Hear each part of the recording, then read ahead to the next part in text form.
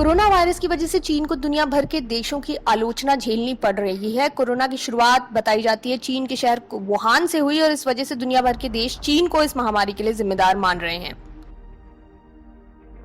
उधर चीन के साथ अपने पेचीदा रिश्तों के लिए चर्चा में रहने वाले ताइवान ने भी घोषणा की है कि वो पासपोर्ट रीडिजाइन करेंगे, जिसमें अंग्रेजी में लिखे रिपब्लिक ऑफ चाइना शब्द को हटा दिया जाएगा और उसे बस पासपोर्ट पर बने राष्ट्रीय चिन्ह में छोटे से फॉन्ट में रखा जाएगा। वजह, ताइवान के लोगों को कोरोना वायरस के बाद अब कहीं बाहर सफर करने में परेशानी का सामना करना पड़ रहा है, क्योंकि उनके पासपोर्ट पर रिपब्लिक ऑफ चाइना लिखा है और लोग उन्हें गलती से चीनी समझ रहे हैं। अभी ताइवान के पासपोर्ट पर रिपब्लिक ऑफ चाइना बड़े अक्षरों में छपा है और ताइवान छोटे अक्षर में, लेकिन अब ताइवान सरकार ने सर्वसम्मति से फैसला लिया कि अंग्रेजी में लिखे रिपब्लिक ऑफ चाइना को पासपोर्ट में एक छोटी सी जगह दी जाएगी। हालांकि चीनी कैरेक्टर में रिपब्लिक ऑफ चाइना जरूर अभी भी लिखा रहेगा। वैसे ताइवान उन चुनिंदा देशों में से एक है जो इस वायरस को फैलने से रोकने में काफी हद तक सफल हो पाया है। इसके बावजूद कई देशों ने ताइवान के नागरिकों के आने जाने पर प्रतिबंध लगाया है। वजह उनका चीनी कनेक्शन। हालांकि कोरोना वायरस सिर्फ एक वजह नहीं है ताइवान के पासपोर्ट को बदलने की। जानकारों का कहना है कि इस कदम के जरिए ताइवान कहीं न कहीं चाइना से दूर हटकर अपनी अलग पहचान बनाना चाहता है। 1949 से ताइवान की अपनी सरकार है, अपनी सेना है, अपनी करेंसी है, लेकिन वन चाइना पॉलिसी के तहत चीन कहता आया है कि ताइवान का असल शासक वही है। चीन ने यह भी कहा कि एक न एक दिन ताइवान उनके नेतृत्व का पूरी तरह हिस्सा बन जाएगा। अगर हम चीन और ताइवान के रिश्ते को समझें तो ये काफी पेचीदा है। 1895 तक चिंग साम्राज्य का ही ताइवान पर शासन था, लेकिन जापान से युद्ध के बाद चिंग के हाथ से ताइवान निकल गया।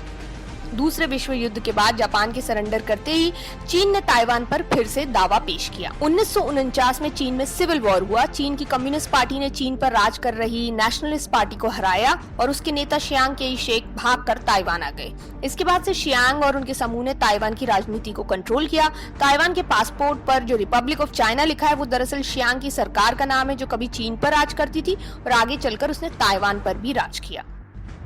इस बीच चीन ताइवान पर अपने दावे से पीछे नहीं हट रहा। ताइवान खुद को स्वतंत्र राज्य कहता आया है।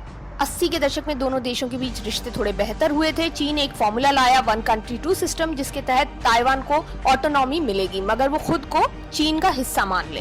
ताइवान ने स्वीकार नहीं किया, लेकिन चीन के साथ आर्थिक रिश्ते बेहतर किए। इस बीच ताइवान में ऐसी सरकार चुनी गई जो चीन से अलग हटकर स्वतंत्रता की बात करती है। इस बात ने चीन के कान खड़े कर दिए और दखलंदाजी ज्यादा बढ़ गई। ताइवान के नागरिक इस रिश्ते से खुश नहीं है और इससे पहले भी उन्होंने विरोध करते हुए अपने पासपोर्ट पर रिपब्लिक ऑफ चाइना की जगह रिपब्लिक ऑफ ताइवान का स्टिकर लगाया था। 2015 में चीन ने कहा कि वे किसी ताइवानी को अपने देश में घुसने नहीं देंगे जिन्होंने इस स्टिकर का इस्तेमाल किया।